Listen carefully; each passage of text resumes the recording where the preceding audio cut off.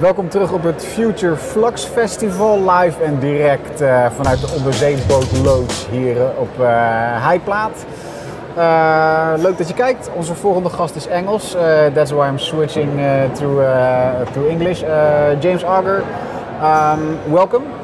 Welcome, thank you. You made a battery that works through gravity. And what this invention is and how it works. I checked it out an hour ago, so sure. Let's look at the video. So it's still in progress at the moment. You're not seeing the thing fully working, but we have a cable over there going up to that pulley. Is about 20 meters high. That pulley will wrap around this rear wheel, and then when you release the weights that you see there, it'll force the rear wheel to spin round. So as the rear wheel spins, the chain drives this sprocket, and then via the motorcycle gearbox. So that turns that, and you see as you get further up the gearbox, you get a very, very high spin speed here. This spin speed is the starter motor, which when you apply voltage to it, turns the rear wheel one way. But when we're using it here, as Enrique's turning it, that will generate power, and we're going to get a 12-volt power supply out that can be used by any domestic product that uses 12 volts. So in this case, we're going to be playing music. What songs? Johnny Cash, Folsom Prison Blues. Good choice. Thank you. We're back. James, you're a big fan of Johnny Cash. Big fan of Johnny Cash, yeah. What's the motivation behind this? Nice. Really nice invention. Only thing you need is a record player, a battery and a tall building, I guess. A little bit more than that. The first thing, it's not just about record players. It's an energy storage device, so any electrical product could be used with the thing. The key point is local. So anywhere, any locality that has high buildings or high cliffs will suffice. In Madeira, we're based at Madeira Interactive Technologies Institute, and Madeira in Portugal is full of big cliffs, it's volcanic. So there are cliffs from anything from 50 meters to 800 meters in the building. So we have the height. Tall buildings would work, also mine shafts. My mother's from Wales, and they have a lot of disused mines, so here you have huge holes in the ground, which could also be used for this system. Yeah, we also have a few large buildings here in Rotterdam. Is this an invention what could work here in the city of Rotterdam, think? There's no reason why. The motivation for us is to step away from generic solutions, global solutions, to look at the local. So local in Madeira means the cliffs, but it also means a lot of crashed motorcycles because the roads are very dangerous. So using local elements, whether they're mechanical elements or the skills to fix the mechanical. So as you saw from the video, we're using an old motorbike. That in conjunction with the cliffs and a little bit of mechanical knowledge and a little bit of electrical engineering is a very easy thing to build. We do the whole thing open source, so it's something that anybody in any locality around the world, if they've got the cliffs, if they've got the motorcycles, if they've got the need for electrical energy, they could build this themselves. How did you come up with this invention? It's, I don't know. I think when I first arrived in Madeira, you fly over this peninsula, and the peninsula is covered in solar panels.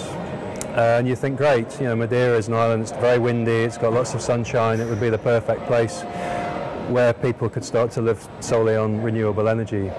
But as we looked into energy solutions on the island, you realise that there are problems, largely political problems, to make this thing happen. So our research started to unravel where the power structures lie. So the owners of the grid system, the owners of the historical energy providers. The big companies. Are reluctant to embrace solar panels in certain parts of the world, because renewables. It's going to cost them. Because it challenges their whole financial system.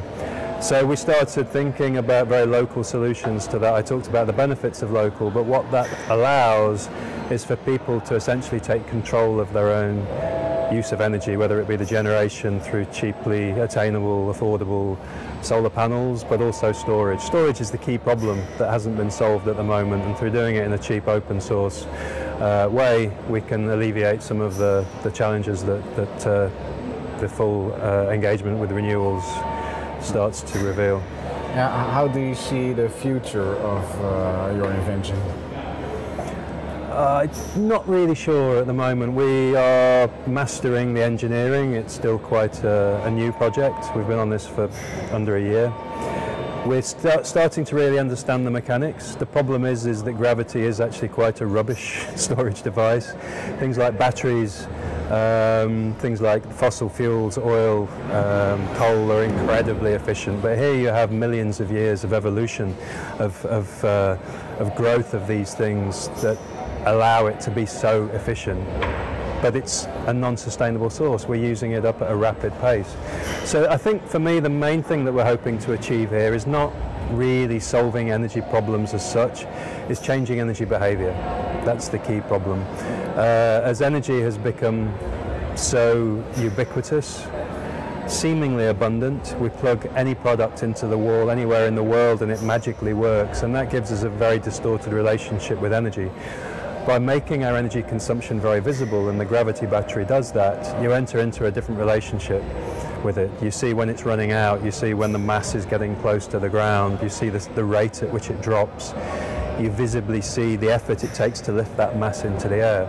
So by incorporating that into the design of the product, you get a very different relationship with a product and the design of that product. Yeah. So I'm a designer by training, and for me that's where I find the project interesting. It's not utilitarian as such, although it is to a degree, but it does challenge product design and product behavior. Yeah, nice. You're based on the playground, it's just behind us. Did you see any other inventions that caught your eye on the festival? Not yet. We inherited the bike yesterday from a local scrap dealer. It was all in one piece and we didn't know whether it worked or not, which bits might be broken. So we're desperately trying to put this thing together so within 2 days or so we have a functioning device. Hopefully we'll be done this afternoon and then I'll have a proper walk around the festival. Yeah. Well, good luck with your project and have a good festival. Thank you.